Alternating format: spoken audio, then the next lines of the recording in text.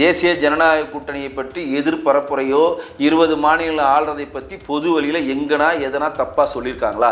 ஆனால் நாங்கள் கூட்டணியில் பலமாக இருக்கிறோம், கூட்டணியில் பலமாக இருக்குன்னு சொல்லுகிற இந்த கட்சிகள் கம்யூனிஸ்டும் போட்டு நாரடிக்குது திமுகவை. திருமாவளவனும் நாரடிச்சிட்டு இருக்காரு. பிரைம் மினிஸ்டர் தான் தகுதி எங்களுக்கு இருக்கு. ஏன் நான் முதல்வர் ஆகக்கூடாதா? எங்கள் ஆட்சியில் பங்கு தர மாட்டீங்களா? கேள்வி கேட்குறாரு, பதிலே சொல்ல மாட்டேன். வாய்மொழி மௌனமாக இருக்காங்க.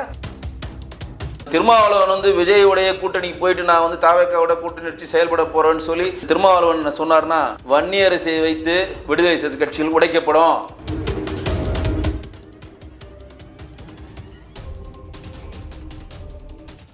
ஏன் அதிமுக பாஜக பெரிய கட்சிகள் எதுவுமே இல்லைன்றீங்க? தமிழ் மாநில காங்கிரஸ் ஜி.கே. வாசன் இருக்காரு, புதிய தமிழகம் கிருஷ்ணசாமி இருக்கிறாரு, ஜான் பாண்டியன் இருக்காரு, ஏசி சண்முகம் இருக்காரு, பாரிவேந்தர் இருக்காரு. இவங்களாம் கட்சியாக தெரியலையா அவங்களுக்கு? ஏங்க அவங்களாம் எங்களோட கூட்டணி கட்சிகளை சேர்ந்தவங்க தாங்க. போன வாட்டி அவங்களாம் ஒரு சீட்டில் நின்றாங்க. டிடிவி தினகரன் இருக்காரு. இப்போ ஓபிஎஸ் இருக்காரா என்னன்னு தெரியல. ஒரு பலமான கூட்டணி தாங்க இருக்குது. அவங்க யாருன்னா நாங்கள் தேசிய ஜனநாயக கூட்டணி விலகிறேன்னு யாரும் சொன்னாங்களா? டிடி தினகரன் நான் இன்னும் தேசிய ஜனநாயக கூட்டணியில் தான் நான் நீடிக்கிறேன், ஓபிஎஸ் தன் முடிவை மறுபரிசீலனை செய்ய வேணும்னு சொன்னாரா இல்லையா? அப்போ ஒருங்கிணைந்து எல்லாருமே இருக்கிறோம், அதில் எந்த ஒரு மாற்றம் கிடையாது. ஆனால் திமுக கூட்டணியில் இருக்கிறவர்கள் நல்ல ஒரு விஷயம் தெரிஞ்சுங்க. இப்போ தேசிய ஜனநாயக கூட்டணியில் இருக்கிற நான் சொன்ன இந்த கட்சிகள் தமிழ் மாநில காங்கிரஸ்லேருந்து ஜி.கே. வாசல்லேருந்து பாரிவேந்தர்லேருந்து ஜான் பாண்டியன்லேருந்து கிருஷ்ணசாமியிலேருந்து இவர்கள் யாருன்னா எதனா ஒரு இடத்துல தேசிய ஜனநாயக கூட்டணியை பற்றி எதனா பொது வழியில் ஒரு குற்றச்சாட்டோ கவரான கருத்துக்களோ வச்சுருக்காங்களா? இல்லை இதுவரையும் வச்சுருக்காங்களா? நீங்கள்னாச்சும் ஒரு தமிழ்நாடுன்ற ஒரே ஸ்டேட்டை தான் ஆள்றீங்க. நாங்கள் 20 மாநிலத்தை ஆள்றோம். பாஜக 20 மாநிலத்தை நம்ம பாஜக ஆள்றோம், சரிங்களா? அப்போ இந்த தேசிய ஜனநாயக கூட்டணியில் இருக்கக்கூடிய எந்த கட்சியுமே நம்மளுடைய தேசிய ஜனநாயக கூட்டணிக்கு எதிரான பரப்புரையை அவங்க செஞ்சதே இல்லை. ஆனால் இன்றைக்கு திமுகவுடன் கூட்டணி கட்சியில் இருக்கிற திருமாவளவன் இன்றைக்கு திமுக ஏன் ஆவண கொலைக்கு நாங்கள் இன்சிஸ்ட் பண்ணிக்கிட்டே இருக்கோம், வற்புறுத்திக்கிட்டே இருக்கிறோம், சிறப்பு சட்டத்தை ஏன் ஏற்க மறுக்கிறது அப்படின்னு ஒரு கேள்வி வைக்கிறாரா இல்லையா?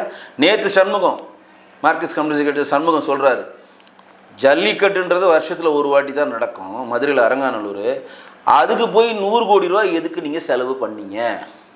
இங்கே மதுரையில் கரும்பை பயிரிட மறுக்கிறார்கள். ஏன் மறுக்கிறாங்கன்னா, கரும்பை பயிரிட்டால் அந்த ஆலையில் சென்று விற்று அதை சர்க்கரையாக்கி காசு பண்ணலாம். ஆனால் இருக்கிற கரும்பு ஆலையை இவங்க மூடிட்டாங்க. அது திறக்கிறதுக்கு ஒரு 50 கோடி செலவு பண்ணி மிஷினரி வாங்கி போட்டு இன்னும் எக்ஸ்டெண்ட் பண்ணால் நாங்கள் கரும்பை பயிரிடுவோம் சொல்கிறார் சண்முகம். தண்டத்துக்கு ஒரு நாள் கூத்துக்கு போய் நீங்கள் 100 கோடி ரூபா அங்கே செலவு பண்ணுறதுக்கு இந்த 50 கோடி ரூபா செலவு பண்ணால் இங்கே கரும்பு விவசாயிகள் வாழ்வாங்களா? முரண்பாடு இருக்கா இல்லையா? ஏற்கனவே அவர் சொன்னது தானே. அவர் ஏற்கனவே சொல்லிட்டாரு, திமுக கொடுத்த 530 மேனிஃபெஸ்டோவில் 10% தான் நிறைவேற்றிருக்காங்க, மிச்சத்தை நிறைவேற்றலை அப்படின்ற பொது வழியில் ஏற்கனவே குடத்தத்துக்கு உடச்சிட்டார் அவர். இன்னைக்கு நடந்த சுட செய்தி இது. அவர் சொல்கிறார் பொது வழியில் 100 கோடி ரூபா எடுத்து வேஸ்ட் பண்ணுறதுக்கு ஒரே ஒரு நாள் எல்லாம் பார்க்க போகிறான். நீங்கள் இந்த அரங்கம் கட்டுற அரங்காநல்லூரில் நீங்கள் இந்த அரங்கம் கட்டுற இந்த மஞ்சு விரட்டுக்கான அரங்கம் கட்டுறதுக்கு முன்னாடி வரையும் அங்கே மஞ்சு ரோடு நடந்தான்னு இருந்துச்சு, நடக்காம இருந்துச்சு. எதுக்கு எடுத்து 100 கோடி ரூபா தண்டத்துக்கு போட்டிங்க? அது இங்கே 50 கோடி ரூபா போட்டிருந்தீங்கன்னா இன்றைக்கி கரும்பு விவசாயிகள் பயன்பெற்றிருப்பாங்க அப்படின்னு ஒரு முரண்பாடுக்காக சொல்கிறேன். இப்போ வேல்முருகன் எதனா திமுக ஆதரிச்சு எங்கன்னா பொது வழியில் பேசுகிறாரா? ஈஸ்வரன் ஒருத்தர் இருந்தார், கொங்கு ஈஸ்வரன், அவர் எங்கன்னா இருக்கிறாரான்னு தெரியுமா உங்களுக்கு? எங்கன்னா எதனா ஒரு பேச்சு வருதா அவரை பற்றி? அப்போ காங்கிரஸை சேர்ந்தவர்கள் மட்டும்தான் வாய் மூடி மௌனமாக இருக்காங்க. அதுலேயும் மாணிக் தாக்கூர், ஜோதிமணி அவர்கள்லாம் இன்றைக்கு அவருடைய கட்சியை சேர்ந்த ஒருத்தர் குட்டாஸ் போட்டிருக்காங்க. நேற்று மிகப்பெரிய ஒரு கண்டனத்தை முன் வச்சிருக்காரு. யார்? முன்னாள் மாநில தலைவர் அழகிரி திமுக மேலே ராஜீவ்காந்திக்கு லெட்டர் போட்டிருக்காங்க. ராஜீவ்காந்திக்கு அவருடைய கைது பண்ண ஆவணத்தையும் அவர் கைது பண்ண விரும்பான சிடியும் அவருக்கு அமைச்சு ராகுல் காந்தி மிகப்பெரிய திமுக மேலே ஒரு கோபத்தில் இருக்கான்னு சொல்லி ஒரு பதிவு வருது. பைரஸா ஏதோ ஒரு பேர்.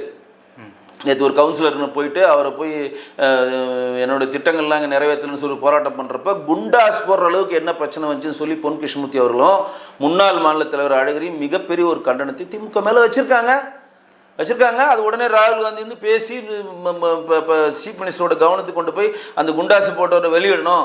அப்போ காவல்துறை நீங்கள் நினச்சா யாரை வேணால் கைது பண்ணுவீங்களா? இது என்ன நடக்குதுங்கன்னு சொல்லி காவல்துறை மேலே மிகப்பெரிய ஒரு கடுப்பை காட்டியிருக்காங்க.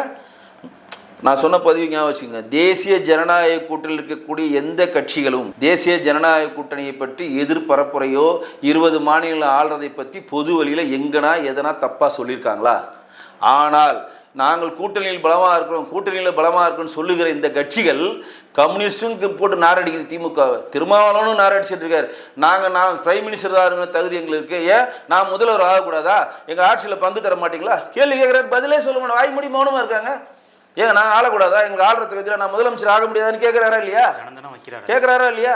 இன்னைக்கு அழகிரி அவர்களும் பொன் கிருஷ்ணமூர்த்தி அவர்களும் ராகுல் காந்திக்கு பெரிய கம்ப்ளைண்ட் லெட்டரே அமைச்சிருக்காங்க. நம்மளோட கட்சியை சேர்ந்தவர்கள் திமுக அரசாங்கம் குண்டாசு போட்டு உள்ள தள்ளுது அப்படின்ட்டு. அப்போ முரண்பாடின் உச்சமாக இருக்கிறது, முரண்பாடின் உச்சம். கம்யூனிஸ்டில் இருக்கக்கூடிய சண்முகம் அவர்களும் சொல்கிறாரு, இவங்களும் சொல்ற, காங்கிரஸ் இருக்கு, திருமாவளவனும் இருக்காரு, கொங்கு ஈஸ்வரன் இருக்கிறான்னு தெரியல, வேல்முருகன் இப்படி போலாமா அப்படி போலாமான்னு தவிக்கிறாரு. இதில் ஒருடைய உங்களுக்கு ஒரு ஆதரவாக இருக்கக்கூடிய கட்சினா முஸ்லீம் லீக் கட்சி மட்டும்தான் திமுகவோட ஆதரவாக இருக்கிறது. மற்றபடி திமுக கூட்டணியில் இருக்க கட்சிகள் மதிமேல் பூனையாக இருக்கிறது. மதிமுக விட்டுட்டேன், இன்னைக்கு மதிமுகவை சேர்ந்த துரை வையாபுரி கங்கை கொண்ட சோழபுரத்துக்கு பிரதமர் வந்தப்ப போய் சந்திக்கிறாரு. டெல்லியில் போய் மதிமுக துரைவையாபுரி போய் எங்கள் மாண்புக்கு பாரத பிரதமர் சந்திக்கிறாரு. கில்லி எடுக்குது இவங்களுக்கு. அப்படியே இந்த இடத்துல வந்து பிரேமலதாவை கூப்பிட்டு மாண்புக்கு முதலமைச்சர் மு க ஸ்டாலின் பேசின உடனே நம்மளை எங்கே திமுக கட்டி விட்டுருமோன்னு சொல்லிட்டு நேராக போய் பிரதமர் செஞ்சு அதுக்கு ஒரு செக் வைக்கிறாரு. அதுக்கு வைக்கவும் வெளியில் சொல்கிறோம், நாங்கள் என்ன எப்போ இருந்தாலும் திமுக ஆதரவு கொடுக்குறோன்னு. இது எப்படி சார் முரண்பாடு, புரியுதுங்களா? முரண்பாடு. இப்போ திருமாவளவன் வந்து கங்கை கொண்ட சோழபுரத்துக்கு வந்தார், மாண்புகும் பிரதமர் பக்கத்தில் உட்கார்ந்தார்.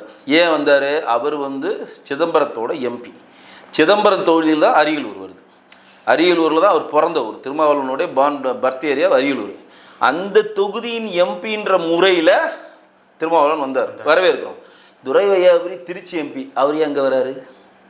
கேள்வி நான் சொல்கிறது புரிஞ்சுக்கோங்க. எம்பிஸுக்கு அழைப்பு இருக்கா இல்லைன்னு எனக்கு தெரியல. அவர் வந்து பிரதமரை ஏன் வரவேற்றாரு? முரண்பாடு இருக்கா? இதே வைகோட்டு வந்து பிரிஞ்சு போய் மலை சத்தியா நீங்கள் உட்காந்து போராட்டம் பண்ணிட்டு இருக்காரு. உண்ணாவிரத போராட்டம் பண்ணாது, என்ன வெளியே தலைமையும் உண்ணாவிரத போராட்டம் இருக்காது. உண்ணாவிரதம் இருக்குதா?